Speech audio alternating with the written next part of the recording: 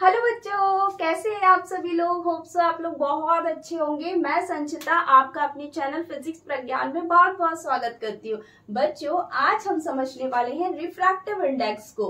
Refractive index को समझने के लिए थोड़ा सा हम लोग पीछे जाएंगे और देखेंगे कि रिफ्रैक्शन में हमने क्या क्या देखा था।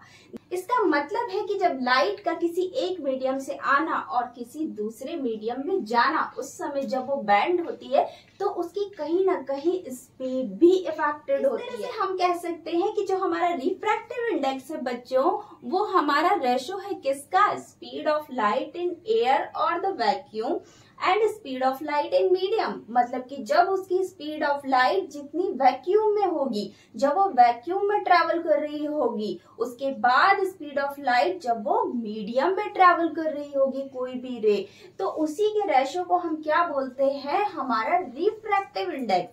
अच्छा बच्चों, एक बात यहाँ पे देखने वाली, स्पीड ऑफ लाइट एयर या वैक्यूम में होती है वो कितनी होती है हमारी, c इज इक्वल टू क्या होती है, 3 × 10⁸ मीटर पर सेकेंड। इसका मतलब है कि speed of light in air और वैक्यूम हमारी इतनी होती। बच्चों, रिफ्रैक्टिव इंडेक्स को डिनोटेड करते हैं हम n से, या किससे डिनोट करते हैं हम, म्यू से। ओके बच्चों, तो बच्चों अब देखने वाली बात ये है कि हमारा रिफ्रैक्टिव इंडेक्स किन किन फैक्टर्स पे डिपेंड करता है।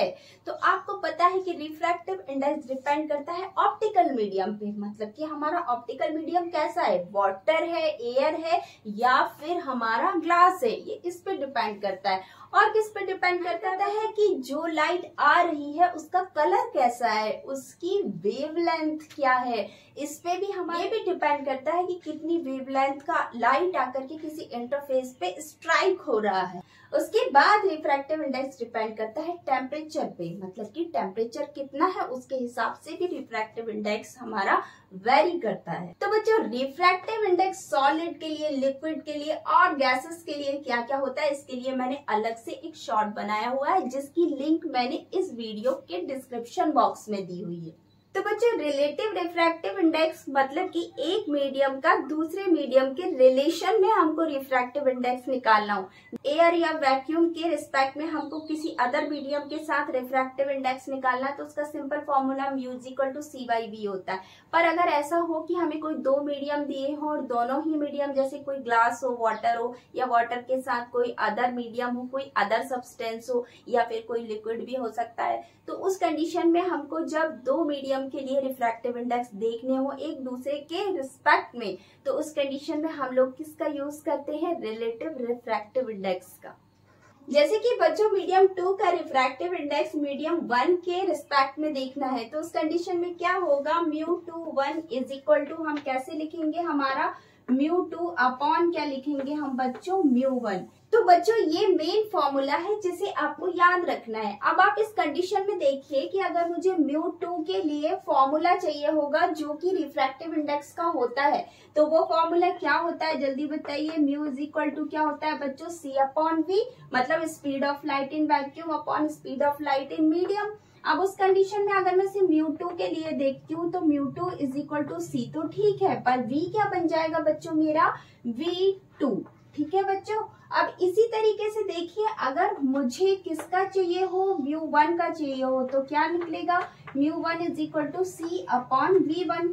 ठीक है बच्चों, अब इन दोनों वैल्यूज को हमको यहाँ पे प्लेस करना है, तो अब हमारा क्या हो जाएगा, 1 μ2 इज इक्वल टू, μ2 को हमने लिखा c/v2 इंटू, ये हमारा नीचे जाएगा तो उस कंडीशन में क्या हो जाएगा, ये पलट जाएगा, तो क्या हो जाएगा, ये v1 अपॉन क्या आ जाएगा हमारा c से c हमारा कैंसिल, तो 1 μ2 इज इक्वल टू क्या हो जाएगा हमारा यहाँ पे v1 अपॉन v2।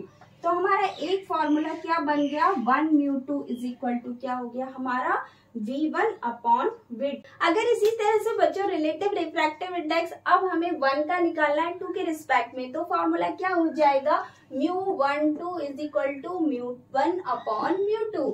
और μ1 अपॉन μ2 हुआ तो ये एक फॉर्मूला हुआ इसके लिए। अब इसी के बाद हमको अगर 2μ1 इज इक्वल टू निकालना है तो μ1 अपॉन μ2 भी, तो इसी तरह से बच्चों 2μ1 निकालना है तो उसके लिए जैसे 1 μ2 के लिए v1 अपॉन v2 था, तो इसके लिए क्या हो जाएगा, 2μ1 के लिए v2 अपॉन v1 हो जाएगा। तो इक्वेशन 2 हुआ, इक्वेशन 1 को 2 से बेटा मल्टीप्लाई कर दीजिए, तो क्या आ जाएगा 1μ2 into 2μ1 is equal to v1 upon v2 into v2 upon v1। सारे यहाँ पे कैंसिल हो जाएंगे, तो इस तरफ क्या होने वाला है बच्चों, 1 आने वाला है। और हमने क्या किया, 1μ2 तो लिखा और 2μ1 को हम नीचे ले गए, तो हमारा 1μ2 इज इक्वल टू 1 अपॉन 2μ1 हो जाता है। मतलब refractive index of medium 2 with respect to medium 1 होगा, वो जस्ट उसका रेसिप्रोकल होगा जो μ1 होगा रिस्पेक्ट टू मीडियम 2 होगा।